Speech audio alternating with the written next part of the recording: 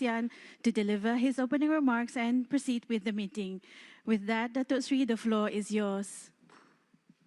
The meeting to order. Prime Minister Anthony Albanese, Prime Minister of Australia, Your Majesty, Excellencies, well, of course, we are honored to welcome you in particular and your delegation. And we are doubly honored to be the host. So let me express my appreciation for your, Australia's generally unwavering support for Malaysia's ASEAN Chairmanship under the theme Inclusivity and Sustainability. As ASEAN's first dialogue partner, I think this needs to be reminded, after all this controversy about Asian policy or ASEAN policy in Australia, but still on the record, you are the first dialogue partner and a strong supporter of the community. And you're also the first dialogue partner to express support in the implementation of the ASEAN 25, our shared future. And then we have seen significant achievements together from the signing RCEP 2020, CSP 2021, upgrade of the ASEAN-Australia-New Zealand FTA in 23, and the 50th anniversary celebration in 24. So the meeting today is, of course, a great opportunity to exchange views and to listen to my colleagues and you yourself, Albanese, to be able to secure ways to not only navigate, but to enhance this relationship. And I am very optimistic because the people-to-people connection with Australia among ASEAN countries is huge. Students, business, researchers, and tourists. So now, on behalf of my colleagues, I invite you, Prime Minister Anthony Albanese, to deliver your opening remarks. Well, terima kasih, Prime Minister Anwar, for hosting this 5th annual ASEAN-Australia Summit and for your generous hospitality as the ASEAN Chair this year. Australia and Malaysia are, of course, great friends, and my friend and your friend, our Foreign Minister Penny Wong, of course, brings that very direct connection between Australia and Malaysia to the highest Why is she level. not here? Our Parliament is sitting, and we need our Senate leader in the Senate at this point in time. But she, of course, is here in spirit. We are as one in my government.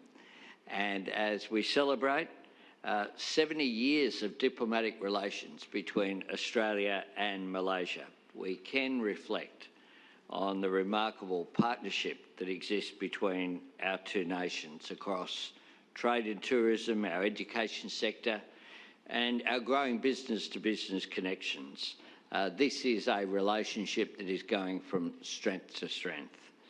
Can I also thank President Prabowo and his representative, the Foreign Minister, for Indonesia's ongoing and invaluable support as Australia's ASEAN country coordinator. I do want to take the opportunity as well to welcome Timor-Leste's admission to ASEAN as its 11th member. As both a near member and a long-standing friend, Australia strongly supports this outcome for ASEAN and Timor-Leste and has been providing practical assistance to Timor-Leste with its accession. I look forward to my visit to Timor-Leste in January. ASEAN is central to the strength and success of our diverse and dynamic region. At its best, it brings together our shared aspirations and our collective determination to meet our common challenges. This is a forum where we can work together to build and sustain a peaceful, stable and prosperous region for all of our citizens. And I'm pleased that today we've agreed the ASEAN-Australian Leaders' Statement on Conflict Prevention and Crisis Management. This important statement demonstrates our shared commitment to upholding a peaceful and stable Southeast Asia, guarding against conflict and other potential threats to the rules and norms that advance all of our interests. As ASEAN partners, maintaining open and constructive dialogue is always valuable. The statement highlights ASEAN's pivotal role in deepening mutual trust between member nations to reduce the risk of misunderstanding, to navigate differences and prevent escalation. It draws from and builds on the vision statement that we as leaders issued at the ASEAN-Australia Special Summit that I had the great honour of hosting in Melbourne last year. My government is committed to deepening this economic engagement.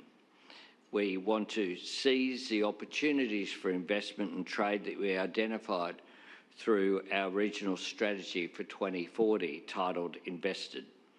And at a time of global economic uncertainty, Australia certainly does remain invested and committed to Southeast Asia's growth and prosperity. 3/4 of our total overseas development assistance funding benefits our region. Our $1.28 billion development program in Southeast Asia is about building economic resilience, embracing the opportunities of the digital transformation, supporting cleaner, cheaper energy to deliver stronger economies and a healthier environment, and investing in better health services and outcomes for our neighbours. Above all, Australia's partnership with ASEAN is anchored in deep trust between our nations and enduring friendship between our peoples, just as our region's prosperity has been created through shared opportunity. Our security depends on our collective responsibility and our shared agency. We cannot succumb to the fatalism that assumes that our future is predetermined. None of us are mere spectators, we're participants, we're engaged, we're responsible, and together we will shape our future. We must work together to choose and build the security and prosperity that we want for all of our citizens. And in this, we all have a part to play. Terima kasih. Terima kasih, Perdana Menteri Australia, and the coordinator, country coordinators, of course, Indonesia, and I'll give the floor to Foreign Affairs Minister Sugiono. Yeah. And meanwhile, Pak Sugiono, ini